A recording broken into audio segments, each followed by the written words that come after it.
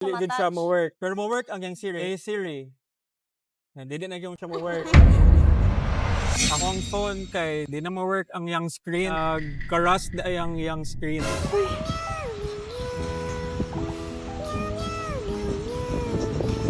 So akong gipaayo dire, dili ako ang first owner, akong father. Kaya mag-drive kay independent mo kog ways. So akong gigamit kay kanang Polo Siri niya. Ako di gi-connect sa akong iPad ra ang iyang hotspot. So nahitabo niya mura siya kuan kanang wifi nga gamit. Iyang una kay iyang dire. Then a month after kay ni full screen na din dili siya mo-work. So ako ra siyang gikuan kay I thought guba jud ang iyang kuan, ang iyang motherboard. Wala kang silbi! So wala siya, naayo ra jud ay siya. Nya karon ato sa wayo nag-on ang screen, dili gid siya mo work.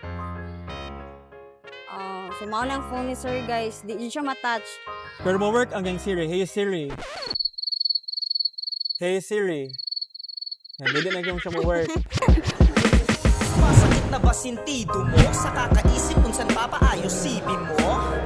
Abantay ka muna easy bro, spec sa pilang nararapat at naririto. Di ka magsisisi dito sa magpili mo. Ano mang sira ng yung CV, mafi-fix nito.